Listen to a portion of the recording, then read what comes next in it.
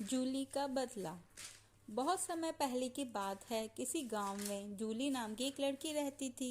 शादी के बाद वो अपने ससुराल पहुंची। उसके परिवार में सिर्फ वो, उसका पति और उसकी सास थी। कुछ दिनों तक तो सब ठीक चला, पर महीना बीतते बीतते जूली और उसकी सास में खटपट होने लगी। दिन बीतते गए, महीने बीते, पर सास बहू के संबंध सुधरने की बजाय और बिगड़ गए। एक दिन जब नौबत मारपीट तक पहुंच गई, तो जूली गुस्से में अपने मायके चली गई। उसने निश्चय किया कि वो किसी भी तरह अपनी सास से बदला लेकर रहेगी, और इसी विचार के साथ वो गांव के एक वैद्य के पास पहुंची। वैद्य जी, मैं अपनी सास से बहुत परेशान हूँ। मेरा किया कुछ भी उसे अच्छा नहीं लगता। हर काम में कमी निकालना और ताने मारना उसका स्वभाव है। मुझे किसी भी तरह उससे छुटकारा दिला दीजिए बस, जूली ने क्रोध में आकर कहा। वैद्य बोले, बेटी, चूंकि तुम्हारे पिताजी मेरे अच्छे मित्र हैं, इसलिए मैं तुम्हारी मदद जरूर करूंगा, पर तुम्हें एक बात का ध्यान रखना होगा। मैं जैसा कहूँ ठीक वैसा ही करना, वरना मुसीबत में फंस जाओगी। मैं बिल्कुल वैसा ही करूंगी, जूली बोली। वैद्य अंदर गए और कुछ देर बाद जड़ी बूटियों का एक डब्बा लेकर वापस आए और जूली को थमाते हुए बोले, जूली, तुम अपनी सास को मारने के लिए किसी तेज जहर का प्रयोग नहीं कर सकती, क्योंकि उससे तुम पकड़ी जाओगी।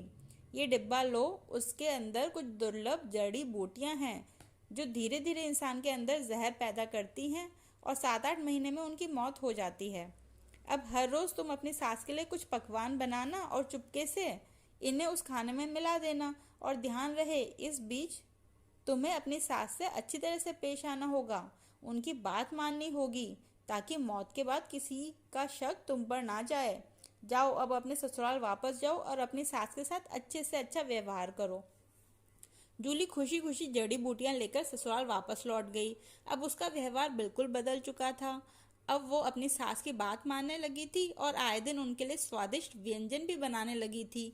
और जब कभी उसे गुस्सा आता तो वैद्य जी की बात ध्यान में रखकर वो अपने गुस्से पर काबू कर लेती। 6 महीने बीतते बीतते घर का माहौल बिल्कुल बदल चुका था। जो सास पहले बहू की बुराई करते नहीं थकती थी, वही अब घर घर घूमकर जूली की तारीफ करते नहीं थकती थी। जूली भी अभिनय करते करते अब सचमुच बदल चुकी थी। उसे अपनी सास में अपनी माँ नजर आने लगी थी।